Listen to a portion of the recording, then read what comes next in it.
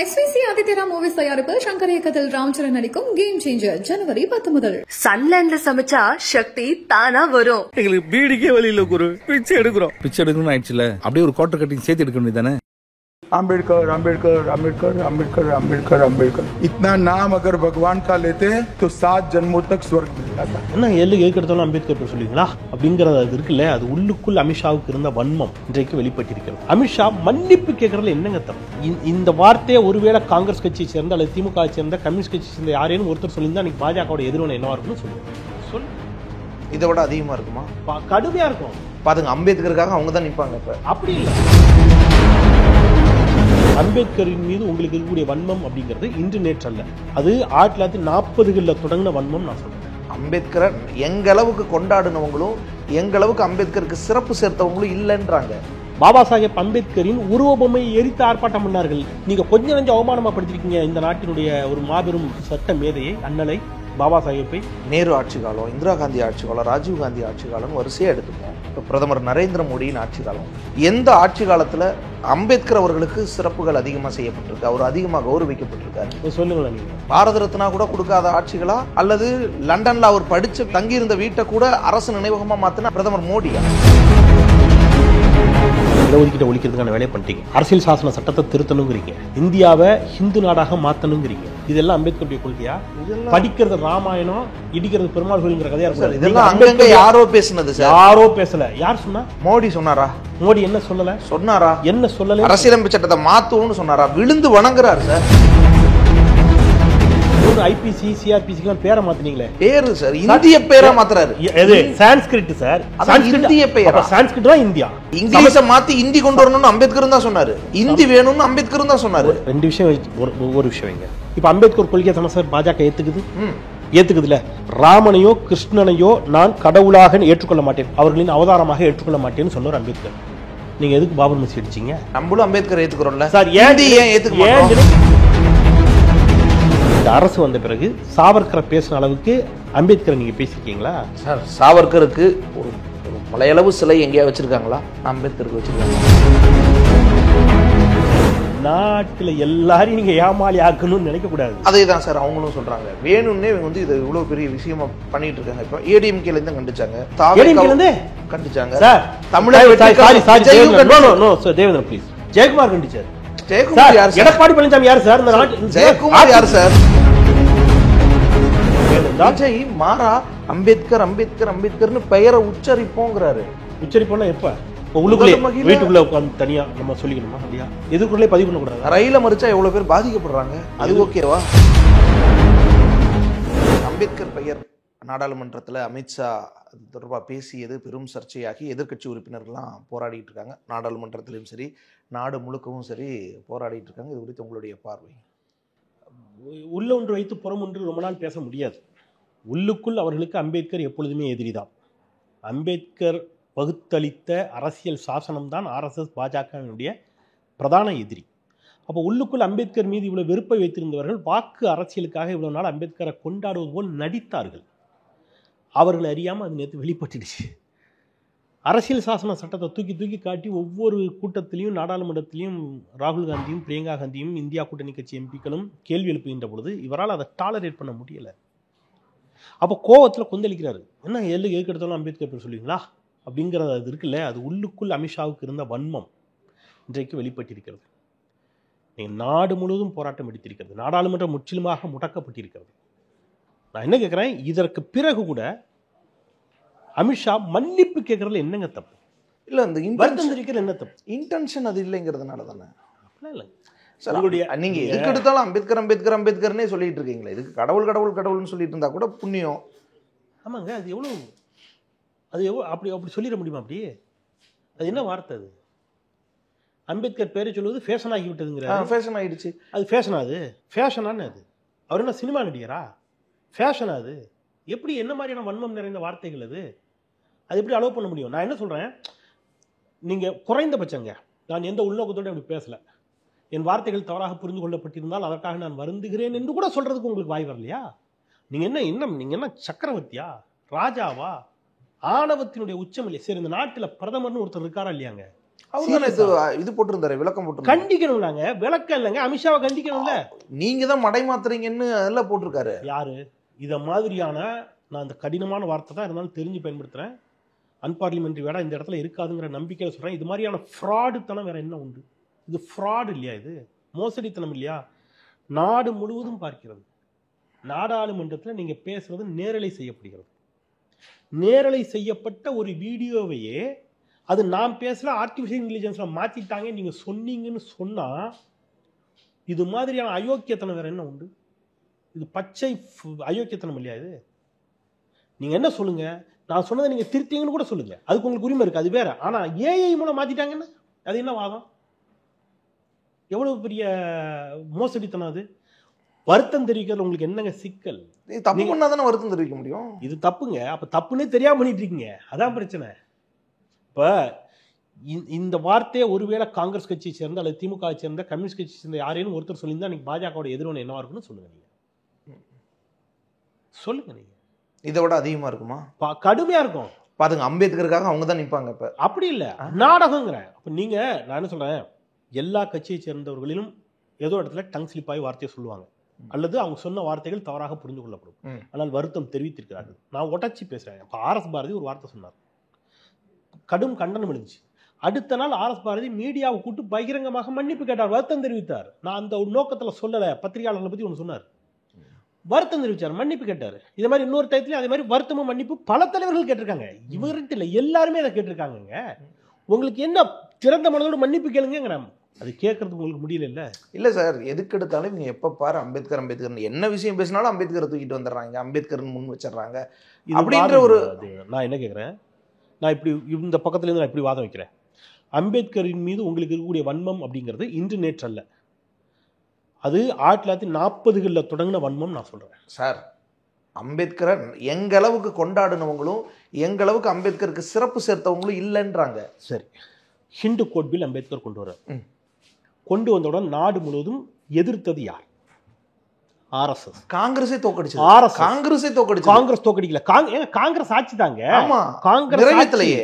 காங்கிரஸ் ஆட்சி. யார் அழுத்தம் கொடுத்தது, யார் போராடியது? அத்துணை மடாதிபதிகள், அத்துணை பீடாதிபதிகள். ஆர்எஸ்எஸ் போராட்டம் பண்ணீங்களா இல்லையா? அதன் பிறகு ஒரு கனத்த இதயத்தோடு ராஜினாமா செய்தார். அன்னைக்கு நான் டேட்டோட சொல்றேன், இவங்கள மாதிரி நான் கதையா கூட சொல்லல. நீங்க இது எல்லா ஆவணங்களிலும் இருக்கக்கூடிய செய்தியை நான் டேட்டோட சொல்றேன். The anti Hindu code bill அதுக்கு பேர் வச்சாங்க. ஹிந்து கோட் பில்லுக்கு அவங்க வச்ச பேர் ஆன்டி ஹிந்து கோட் பில். அதை எதிர்த்து அவங்க ஒரு கமிட்டியே போட்டாங்க. held hundreds of meetings throughout India where sundry swamis denounced the proposed legislation. The participants in this movement presented themselves as religious warriors. அவங்களெல்லாம் எப்படி கூட்டுக்கணும்னு சொன்னாங்க தெரியுமா? தர்ம வீரர்கள். இது தர்ம யுத்தம்னு நம்மலாம் சொல்லணும்னு சொல்லி ஒரு பெரிய போராட்டத்தை ஆர்எஸ்எஸ் டிசம்பர் மாதம் 11ஆம் தேதி 1949 ராம்லீலாவில் நடக்கும். ராம்லீலாவில் ஆர்எஸ்எஸ் ஒருங்கிணைத்த ஆர்ப்பாட்டம், போராட்டம். அதில் பேசியவர்கள் எல்லாம் மாற்றி மாற்றி அம்பேத்கரை கடுமையாக விமர்சிக்கிறார்கள். இந்த ஹிந்து கோட் பில் என்பது அம்பேத்கர் ஹிந்து மதத்தின் வீசிய அணுகுண்டுன்னாங்க. அம்பேத்கருடைய உருவ பொம்மை ஆர்எஸ்எஸ் எரித்ததுங்க. அம்பேத்கருடைய உருவ பொம்மை ஆர்எஸ்எஸ் எரித்தது.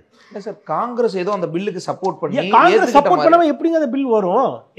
நிறைவேற்றிருக்கலாமே. இல்லங்க, ஆட்சி யாருடைய ஆட்சிங்க? காங்கிரஸ் ஆட்சி இல்ல சார், நிறைவேற்றிருக்கலாமே. நாடு முழுவதும் நீங்க இன்னைக்கு இருக்கிற சிச்சுவேஷன் நினைக்கிறது 1949 நமக்கு பல விஷயங்கள் சாத்தியப்படாத காலம். அப்பந்தான் அதிகாரமே மாறி இருக்கு. பெரும் கலவரம், பிரிவினை. இந்தியா பாகிஸ்தான் பிரிவினை. நான் என்ன சொல்றேன், நேரு ஹிந்து கோட் பில்ல எங்கேயாவது அப்போஸ் பண்ணிருக்காரா? நேரு பண்ணல. யார்? நேரு தானங்க பிரதமர். அவரே வருத்தப்பட்டார்ல, என்னால இதை நிறைவேற்ற முடியல. ரெண்டு விஷயங்க.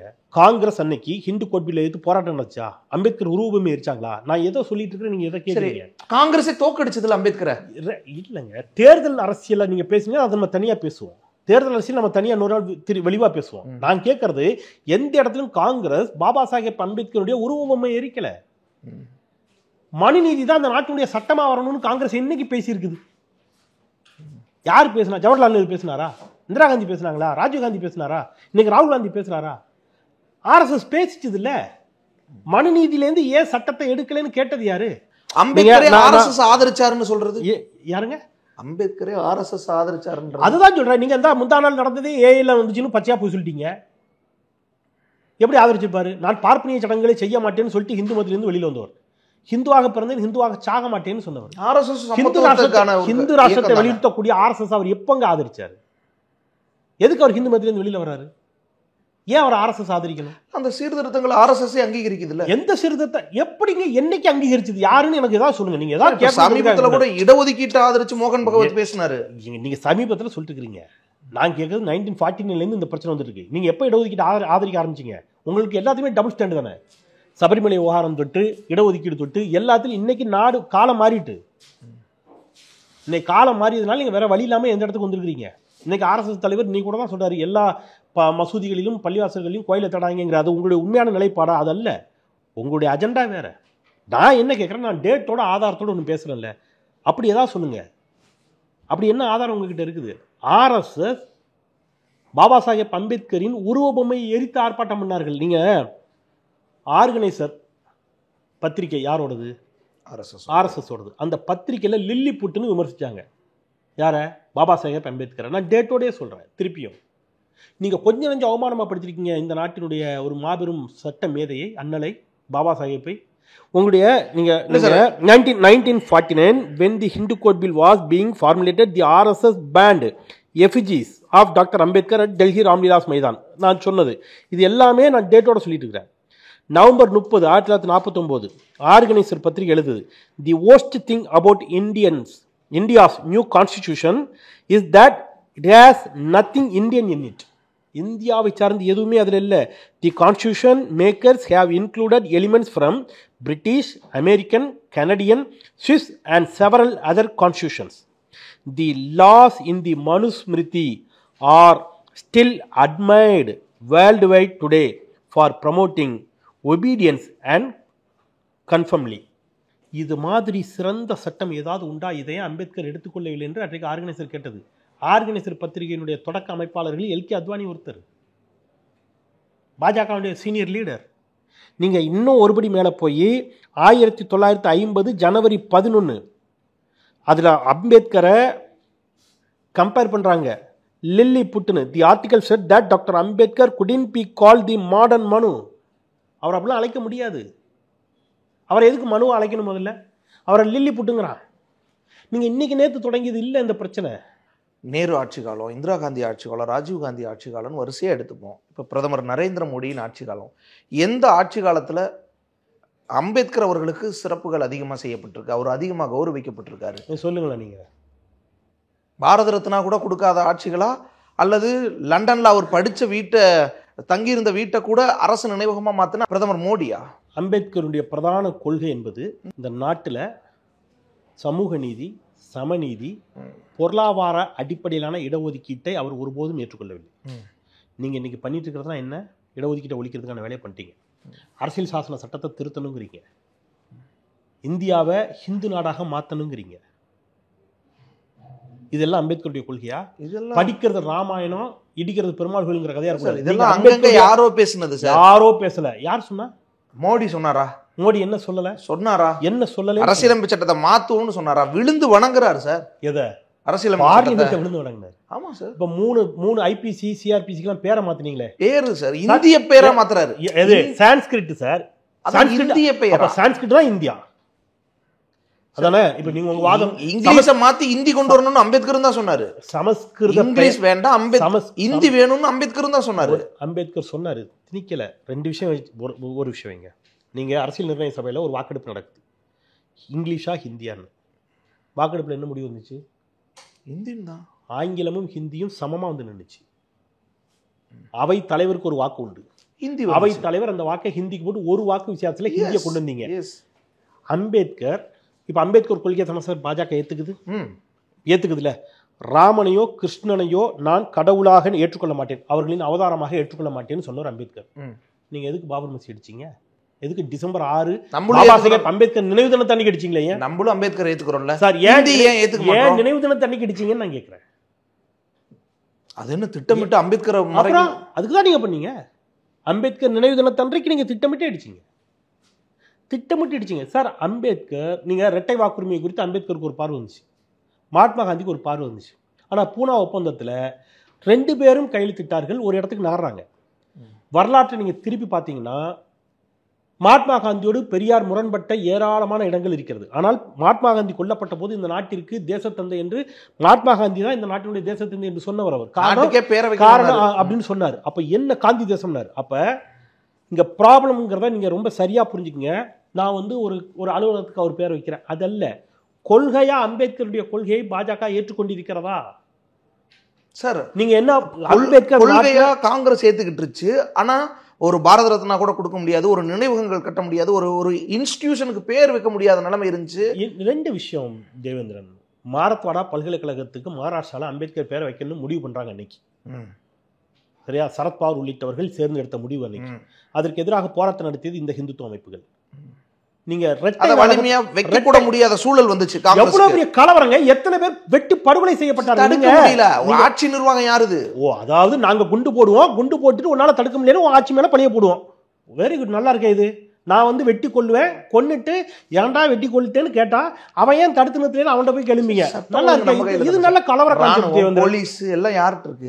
அப்ப இதுக்கு காரணம் காங்கிரஸ் தானே. அப்ப நான் இப்ப சொல்றேன், புல்வாமா தாக்குதலுக்கு காரணம் மோடி. ஒத்துக்குங்க, அவர் ஆட்சியில் வேணா புல்வாமா தாக்குதல் நடந்துச்சு. 44 ராணுவ வீரர்கள் அவர் ஆட்சியில் வேணா படுகொலை செய்யப்பட்டார்கள், அவர் தான் காரணம். ஒத்துக்கோ. பார்லிமெண்ட் வளாகத்துக்குள்ள கொண்டு வந்து துப்பாக்கிச்சூடு நடத்தினான் வாஜ்பாய் பிரதமர், வாஜ்பாய் தான் காரணம். ஒத்துக்குங்க. காந்தகார் விமானம் கடத்தப்பட்டதுக்கு வாஜ்பாய் தான் காரணம். ஒத்துப்பீங்களா நீங்க? என்னங்க உங்க ஆட்சியில் நடந்த எல்லா சட்டம் ஒழுங்கு பிரச்சனைக்கும் மோடியும் வாஜ்பாயும் பொறுப்படுத்துங்க. அப்ப வந்து பார்த்தீர்களா தீவிரவாதிகளை, பார்த்தீர்களா பயங்கரவாதிகளை, பேர் தான் வைக்க முடியல. ஏன் ஒரு பாரத ரத்னாக்கு என்னாச்சு? நான் என்ன சொல்றேன், ரொம்ப பரந்துபட்ட தளத்தில் இந்த விவாதத்தை எடுக்கணும்னு நான் நினைக்கிறேன்.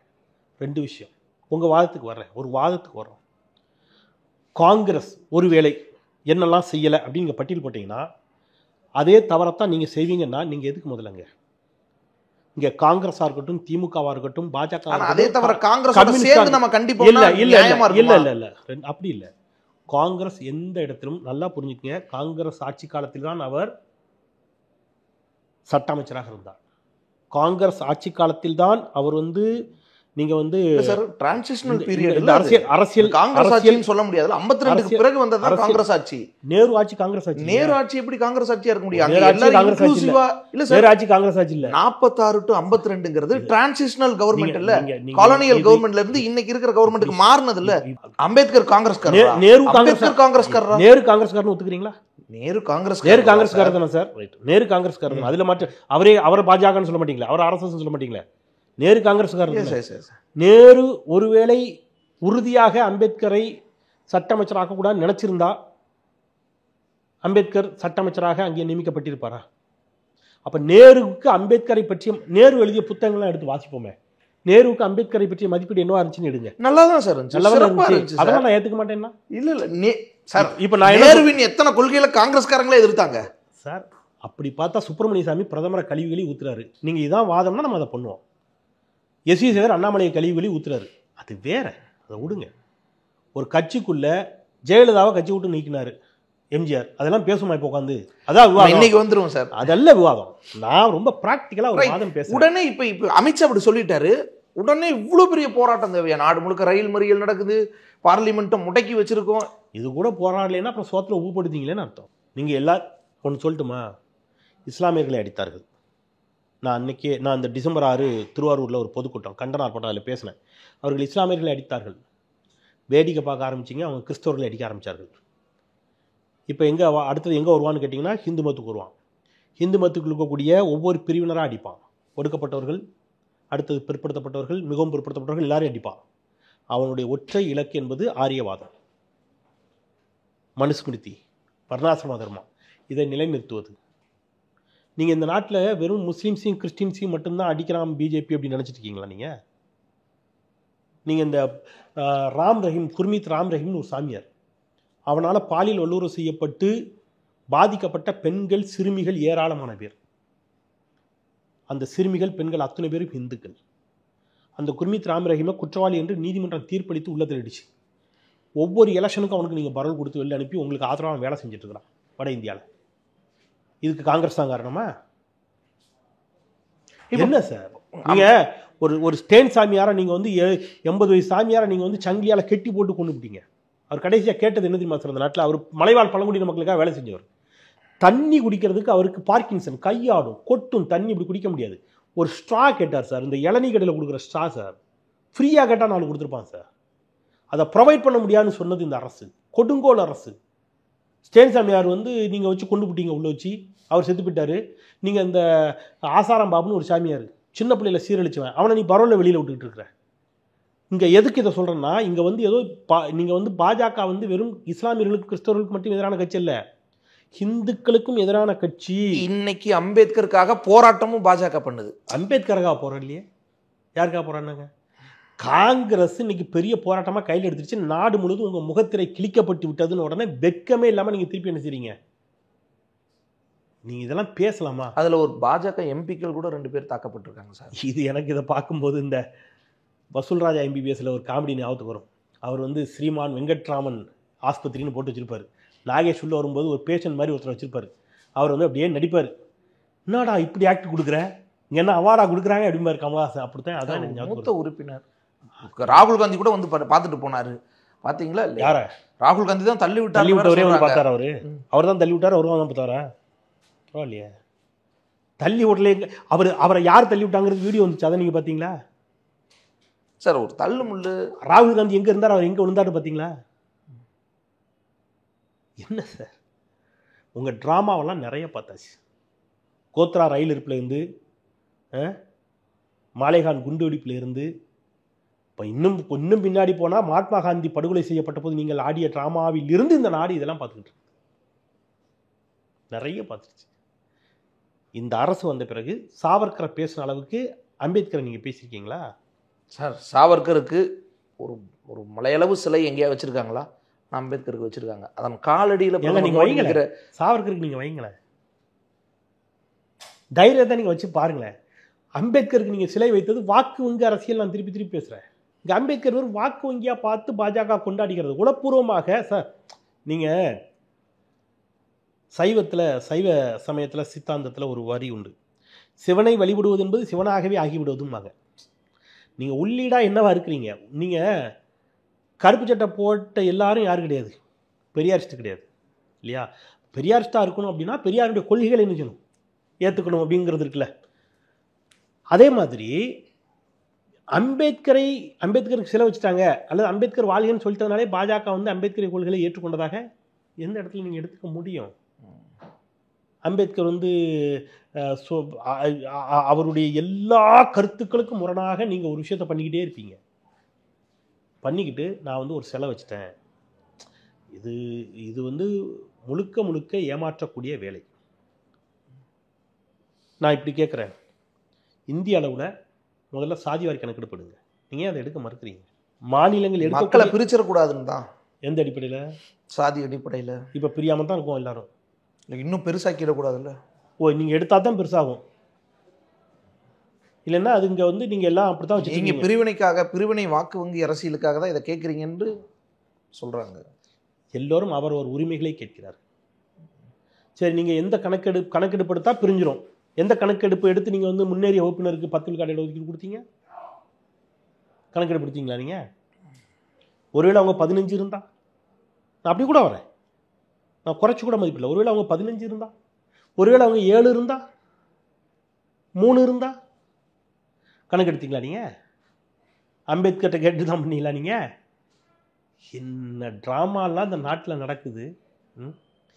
பெரியாரை பேசினார்கள், பெரியார் சிலையை அப்புறப்படுத்துவோம் என்று சொன்ன போதே ஒட்டுமொத்த தேசமும் எழுந்திருக்கணும். இன்னைக்கு அம்பேத்கர் வந்துட்டாங்க. காந்தியை படுகொலை செய்த படுபாதகன் மத பயங்கரவாதி கோட்சே நாடாளுமன்றத்தில் கோட்சேவை தேச பக்தன் தேச தியாகின்னு நாடாளுமன்ற உறுப்பினர் பாஜக உறுப்பினர் பேசுகிறார். இல்லை, அதை கண்டிச்சாங்களே, அப்பவே எதிர்ப்பு வந்துச்சு, அதெல்லாம் பேசாதீங்கன்ட்டாங்க. அதுக்கப்புறம் அவருக்கு நீங்கள் பதவி உயர்வு கொடுத்தீங்களா இல்லையா? யாரை ஏமாத்துறீங்க? காந்தியடிகளுடைய படுகொலை வழக்கில் தொடர்புடைய நீதிமன்றத்தில் விசாரிக்கப்பட்டு நிரூபிக்கப்படவில்லை என்ற காரணத்தினால் விடுதலை செய்யப்பட்ட சாவர்கரை நீங்கள் கொண்டாடுவீங்க. ஏன் சார் நிரூபிக்கப்படலைன்னா அவர் குற்றவாளி இல்லைன்னு அர்த்தம்? எப்படி நிரூபிக்கப்படலைன்னு தெரியுமா? நிரூபிக்கப்படலைன்னா எப்படின்னு சொல்லுங்க பார்ப்போம். கோட்சே எல்லாரும் சொன்னாங்க இவருக்கு எங்களுக்கு சம்மந்தம் கிடையாதாங்க. கோட்சேவின் வாக்குமூலத்தை ஏற்று ஓகேன்ட்டாங்க. கோட்சே சொல்றாரு, எனக்கு இவருக்கு சம்மந்தம் கிடையாது, உங்களுக்கு அவருக்கு சம்மந்தம் கிடையாது, அப்போ நாங்கள் அவரை விடுதலை பண்ணிடுறோம். அப்படி விடுதலை பண்ணிட்டு சம்மந்தம் கிடையாதுன்னு சொல்லி முடிச்சு அவர் விடுதலை ஆனார் அப்படின்னு சொன்ன உடனே கோட்சே நேராக அதே நீதிமன்றத்தில் நேராக போய் சாவர்கர் காலில் நெடுஞ்சான் கிடையாக விழுந்தான். நீதிமன்றத்தில் சம்மந்தம் இல்லாதவங்க காலமாக நீங்கள் விடுவீங்க. என்ன இந்த நாட்டில் எல்லாரையும் நீங்கள் ஏமாளி ஆக்கணும்னு நினைக்கக்கூடாது. அதே தான் சார் அவங்களும் சொல்கிறாங்க. வேணும்னே இவங்க வந்து இதை இவ்வளோ பெரிய விஷயமா பண்ணிட்டு இருக்காங்க. இப்போ ஏடிஎம்கேலேருந்து கண்டிச்சாங்க, ஏடிஎம்கேலேருந்து கண்டிச்சாங்க சார். தேவேந்திரன் ப்ளீஸ், சரியா நீங்கள் ஒரு நெறியாளர், நீண்ட வருஷமா ஊடகத்தில் இருக்கீங்க, சரியா சொல்லுங்க. ஜெயக்குமார் கண்டிச்சார். எடப்பாடி பழனிசாமி யார் சார்?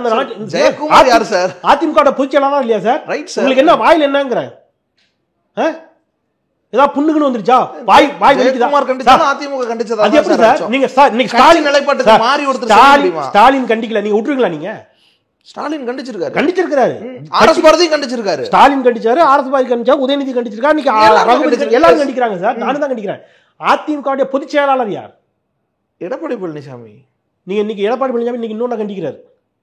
திருநெல்வேலி மாவட்டத்தில் கேரளால இருந்து மருத்துவ கழிவுகள் கொண்டு வந்து கண்டிக்கிறாரு. மகிழ்ச்சி, வரவேற்கிறேன். அதை நீங்க கண்டிக்கிறதுக்கு தெரியல, உங்களுக்கு துப்பு இருக்குல்ல, உங்களுக்கு துணிவு இருக்குல்ல, தைரியம் இருக்குல்ல, ஏன் இதை கண்டிக்கிறதுக்கு உங்களுக்கு துணிச்சல் இல்ல? அப்ப கே நேரு, நான் கே நேரு முந்தா நான் சொன்னதுதான் சார். அவருக்கு எல்லாம் பயம். இடியை கண்டால் பயம், வருமான வரித்துறையை கண்டால் பயம், சிபிஐயை கண்டால் பயம், சின்னம் முடங்கி விடுமோ என்று பயம், அமித்ஷா என்றால் இன்னும் பயம், மோடி என்றால் சொல்லவே வேண்டாம் பயம், தென்னாலி கமலஹாசன் மாதிரி அவருக்கு எல்லாத்தையும் கண்டா பயம். உங்களுக்கு என்னங்கிற நீங்க உங்க லட்சணம் தான் தெரிஞ்சது. அவங்க பொதுக்குழுல திமுகவை கண்டிக்கிறோம். எந்த திமுகவை? டங்ஸ்டன் சுரங்கத்துக்கு ஆதரவா நீங்க பேசிடுவீங்க. தம்பி துரங்க பேசுவாரு, அந்த சட்ட திருத்தம், அது அதன் அடிப்படையில் தான் டங்ஸ்டன் சுரங்கம் வருது. அதை கண்டிச்சு தீர்மானம் போட்ட திமுகவை நீங்க கண்டிப்பீங்க, பாஜகவை நீங்க வலியுறுத்துவீங்க. வார்த்தைகள் வித்தியாசம் தெரியல எங்களுக்கு.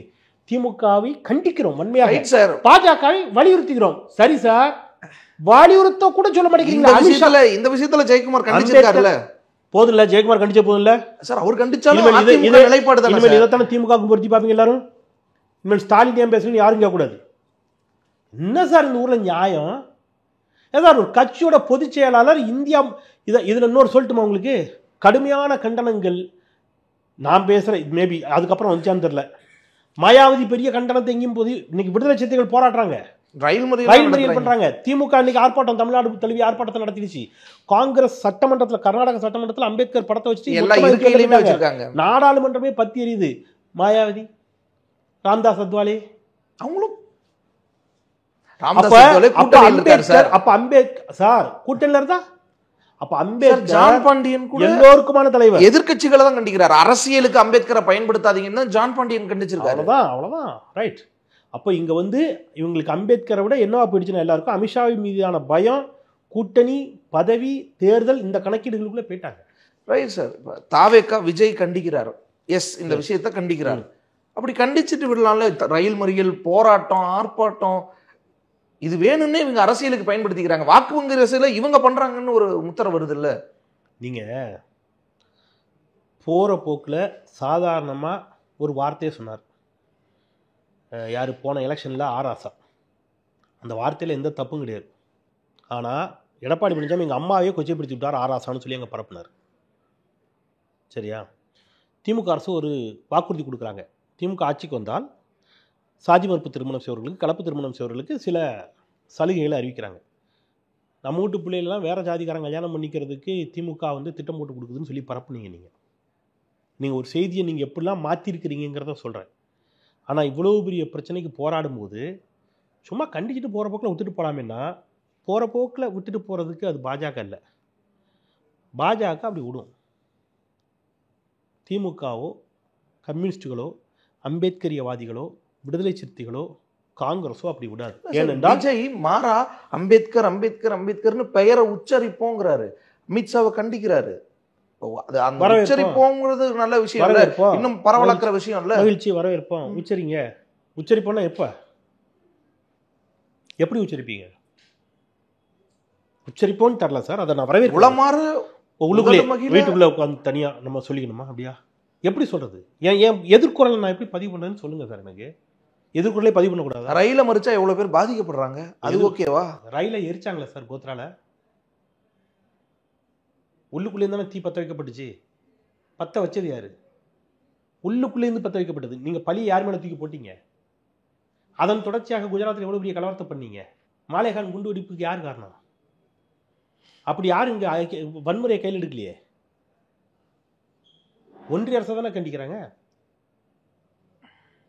நீங்கள் இங்கே தமிழ்நாடு அரசை எதிர்த்து நீங்கள் எத்தனை போராட்டம் பண்ணியிருக்கிறீங்க? அறவழியில் போராட்டத்துக்கு சரிதானே, எதிர்க்கட்சியுடைய வேலை தானே அது. நான் அதை வரவேற்கிறேன். அதிமுக போராட்டத்துங்கிறேன். திமுகவுடைய ஏதேனும் உங்களுடைய திட்டம் மக்களுக்கு முரணாக இருக்குன்னு அதிமுக நினச்சா அதையும் எடுத்து போராடுங்க. அதே மாதிரி ஏன் ஒன்றிய சேர்த்து போராட மறுக்கிறீங்க? வாங்க. என்ன நான் இப்படி வரேன் வேண்டாங்க. எத்தனையோ மக்கள் விரோத சட்டங்களே திட்டங்களே பாஜக கொண்டு வந்துச்சு. அதிமுக பாஜக கூட்டணியில் தான் இருந்துச்சு. பசை போட்டு கம் போட்டு ஒட்டின மாதிரி இருந்துச்சு. கடைசி வெளியில் வரணும்னு முடிவு எடுத்தாங்க. வேறு வழியெல்லாம் முடிவு எடுக்கும்போது ஒரு காரணம் சொன்னாங்க. என்ன காரணம் சொல்லுங்க பார்ப்போம். எங்கள் தலைவரை அண்ணாவை கொச்சைப்படுத்தி விட்டார் அண்ணாமலை. நாங்கள் எவ்வளோ முக்கியமான பிரச்சனை சார். அவங்க கட்சி தலைவருக்கே எப்படின்னா, அப்போ அண்ணாவை கொச்சப்படுத்தியதுக்கு எடப்பாடி பழனிசாமி கோவம் இல்லை.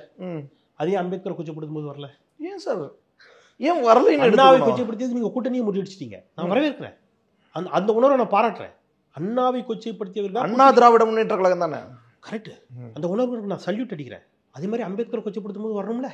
கண்டிக்க ஆரம்பிக்கிறாங்கல்ல. கண்டிப்பாங்க. மெதுவாக இன்ஸ்டால்மெண்ட் முறையில் இந்த வசந்தன் கோலையெல்லாம் நம்ம ஏதாவது வாங்கிட்டு இன்ஸ்டால்மெண்ட் கேட்ட மாதிரி இவ்வளோ கேள்வி கேட்டு, எதிர்க்கட்சி தலைவர் கேள்வி கேட்டு, சட்ட அமைச்சர் கேள்வி கேட்டு, இப்போவும் அவருக்கு பயமாக இருக்குது. அவர் கண்டிப்பார். எப்போ கண்டிப்பார் தெரியுமா? அமித்ஷாட்டே பெர்மிஷன் வாங்குவார். ஜி நான் லேசாக கொஞ்சம் ஏதாவது கண்டிச்சுக்கிட்டுமா, அறிக்கை ஏதாவது கொடுக்கட்டும். அமித்ஷா சொல்லியே செய்யாதவர் சார். என்ன எதோ செய்யலை. நீங்கள் இந்த செய்திகளை படிக்கல. 21 தேர்தலில் டிடிவி சசிகலாவெல்லாம் சேர்த்துக்கலான்னு அமித்ஷா சொன்னபோது செய்யாதவர். அமித்ஷா வந்தப்போ பார்க்கறதுக்கு அவர் நேரம் கொடுத்து உட்காந்துருந்தப்போ போய் பார்க்காதவர். வேறு அமித்ஷா நேரம் கொடுத்து இவர் போய் பார்க்கல. அந்த செய்திகள்லாம் படிச்சிங்கல்ல. நீங்கள் சொல்லுங்கள், எல்லாத்தையும் நான் நம்புகிறேன். அவ்வளோ தைரியமானவர் நான் ஒத்துக்கிறேன். என் மதிப்பீடு எடப்பாடி பழனிசாமி பற்றி என்னுடைய மதிப்பீடு தவறுன்னு நான் நம்புகிறேன். எப்போன்னா இந்த பேட்டி இப்போ நீங்கள் எடுக்கும்போது மணி 4:30. இப்போ மணி 4 மணிக்கு ஆரம்பித்தோம். மணி 4:30. 19ஆம் தேதியா? 19ஆம் தேதி 4:30க்கு எடுத்துருக்குறோம் சார். குறைஞ்சபட்சம் ஒரு 5 மணிக்குள்ளே இன்றைக்கி சாயங்காலம் அவரை அறிக்கை கொடுத்துட்டாருன்னா அவர் வீர பிரதாபர்னு ஒத்துக்கிறார் சார். என்ன நீங்கள் என்னன்னா இதை இட்லின்னு சொன்னால் சட்னி கூட நம்பாதுங்கிற மாதிரி நீங்கள் கலராக எடப்பாடி பழனிசாமி விட்டு அவரே நீங்கள் சொன்னதெல்லாம் நம்ப மாட்டார். யார்? நீங்கள் இப்போ இந்த பேட்டியை பார்த்தாருன்னா எடப்பாடி பழனிசாமி நம்ப மாட்டார். தேவேந்திரன் சார் என்ன நம்மளை பற்றி இப்படிலாம் சொல்கிறாரு, அவர் நம்மளை சரியாக புரிஞ்சுக்கல போல இருக்க அப்படின்னு நினைப்பார். சார் இப்போ இந்த போராட்டத்துக்கெல்லாம் என்னதான் முடிவு? பாராளுமன்றம் நடக்கணும், மன்னிப்பு கேட்கணும். அமித்ஷா மன்னிப்பு கேட்கணும். அமித்ஷா பதவி விலகணும். பதவியும் விலகணுமா? ஆமாம். என்ன ஏதா டெய்லி ஒரு ரயில் ஆக்சிடென்ட் நடக்கும், ரயில்வே அமைச்சர் பதவி விலக மாட்டார். நிதி நிலைமை சீரழிஞ்சு சின்ன பின்னமாய் கீழே போயிடும், நிதியமைச்சர் வருத்தம் தெரிவிக்க மாட்டாங்க, பதவி விலக மாட்டாங்க. இப்போ உள்ளுக்குள்ளே தீவிரவாதிகள் நம்ம நாட்டு பாதுகாப்பு படை வீரர்களை கொண்டுட்டு போவான், பாதுகாப்புத்துறை அமைச்சர் பதவி விலக மாட்டார், மன்னிப்பு கேட்க மாட்டார். அம்பேத்கரை கொச்சப்படுத்துவார் உள்துறை அமைச்சர், அவரும் பதவி விலக மாட்டார், மன்னிப்பு கேட்க மாட்டார். நாடு கெட்டு குட்டிச்சோராக போகும். மோடி இதை பற்றி கண்டிக்கவே மாட்டார். அப்புறம் எதையுமே கேட்கக்கூடாதுன்னா நீங்கள் விசாட்டி எப்படியும் போங்கன்னு விட்டுட்டு போகணும். அப்போ அதுக்கு எதுக்கு எதிர்க்கட்சி? அதுக்கு எதுக்கு ஜனநாயகம்? அதுக்கு எதுக்கு ஒரு பத்திரிக்கையாளராக நீங்கள் பத்திரிக்கையாளரானா? அப்படி விட முடியாது. இது இது இன்னைக்கு நீங்கள் விட்டீங்கன்னா என்ன நடக்கும் நான் சொல்லட்டுமா? நான் ஒரு உதாரணம் சொன்னேன். பாபர் மசூதி இடித்தாங்க. அப்படியே இஸ்லாமியர்கள் ஒன்று சொன்னாங்க, இவர்கள் பாபர் மசூதியோடு நிறுத்தி விடுவார்கள் என்றிருந்தால் கூட இந்த நாட்டின் அமைதி கருதி, சமூக நல்லிணக்கம் கருதி, மத நல்லிணக்கம் கருதி நாங்கள் அமைதியாக விட்டு கடந்து போயிருப்போம். ஆனால் இவன் அதோட நிறுத்தப்பட்டான். எல்லா பள்ளிவாசலுக்கும் வருவானா? இன்னைக்கு வந்துட்டானே. நீங்க அன்னைக்கு எதுக்கு சார் எதிர்ப்பு? சாய்பாபா கோயிலுக்கு வெளில வந்துட்டான். சாய்பாபா சிலைக்கு வெளில வீசுறான் சார். சாய்பாபா முஸ்லீம்ங்கிறான், ஹிந்துத்துவவாதிகள். சாய்பாபா கோயில் இருக்கக்கூடாதுங்கிறான். எவ்வளோ பெரிய பேராபத்துக்கு நாடு போகுதுன்னு கவனிக்கிறீங்களா நீங்கள்? அப்போ முந்தா நாள் பெரியாரை பேசினா, இன்றைக்கி அம்பேத்கரை பேசினா, யாரெல்லாம் சமூக நீதி பேசினார்களோ, யாரெல்லாம் சமத்துவம் பேசினார்களோ, யாரெல்லாம் ஆரியத்தை பார்ப்பனியத்தை எதிர்த்தார்களோ அவர்கள் எல்லாரையும் நீ என்ன செய்கிற? இப்போ இது குட்டியை விட்டு ஆழம் பார்த்த கதை. அமித்ஷா லேசாக விட்டு பார்க்குறாரு. எனக்கு நல்லா ஞாபகம் தேவந்திரன் 2011 நான் சத்தியம் தொலைக்காட்சியில் இருக்கும்போது ஆர்எஸ்எஸ்ஸை பற்றி ஏதாவது கேள்வி இருந்தால் பாஜகக்காரங்க என்ன சொல்லுவாங்க தெரியுமா? ஆர்எஸ்எஸ் பற்றி எங்ககிட்ட ஏன் கேட்குறீங்கம்பாங்க. ஆர்எஸ்எஸ்க்கு எங்களுக்கு என்ன சம்பந்தம்? நாங்கள் ஆர்எஸ்எஸ் ஒரு தனி அமைப்பு, நாங்கள் பாஜக ஒரு தனி கட்சி. நாங்கள் ஆட்சிக்கு வந்த உடனே அப்படியே ஆம் ஆர்எஸ்எஸ் தான் எங்கள் தாய் இயக்கம்னு சொன்னாங்க. பாஜக இது எல்லாத்தையும் ரொம்ப வருஷமாக பண்ண நான் பார்த்துட்டே இருக்கிறேன். குட்டியை விட்டு ஆழம் பார்க்கும். மெதுவாக அம்பேத்கரை பற்றி ஆரம்பிக்கும். மெதுவாக விவாதங்கள் எல்லாட்டும் தெரிஞ்சே தான் முன்னுவார் அமித்ஷா. அப்படியே போவாங்க. இன்னும் கொஞ்ச நாள் கழிச்சு திருப்பி இன்னொருத்தர் பேசுவார், இன்னும் கொஞ்ச நாள் கழிச்சு இன்னொருத்தர் பேசுவார். இது நடக்குதா இல்லையா பாருங்க. இல்லை, மன்னிப்பு கடிதம் எழுதி கொடுத்த சாவர்கரை இவர்கள் வானலாக புகழ்வார்கள். பெரியாரை ஈவேரா என்பார்கள், அம்பேத்கரை கொச்சைப்படுத்துவார்கள்னு சொன்னால் அதை கடந்து போக முடியாது. கண்டிக்கத்தான் செய்வோம், இன்னும் வன்மையாக கண்டிப்போம். அறவழியிலான போராட்டங்கள் தொடரும். அமித்ஷா மன்னிப்பு கேட்டு பதவி விலக வேண்டும், அது மட்டும்தான் தீர்வு. நன்றி சார், உங்களோட என்ன பண்ணிருப்பாங்க. எஸ்விசி ஆதித்யரா மூவிஸ் தயாரிப்பில் சங்கர் இயக்கத்தில் ராம்சரண் நடிக்கும் கேம் சேஞ்சர் ஜனவரி 10 முதல். சன்லேண்ட்ல சமைச்சா சக்தி தானா வரும். எங்களுக்கு பீடிக்கே வழி இல்ல குரு, பிச்சை எடுக்கிறோம். பிச்சை எடுக்கணும்னு ஆயிடுச்சுல, அப்படியே ஒரு குவார்டர் கட்டிங் சேர்த்து எடுக்க வேண்டியதானே.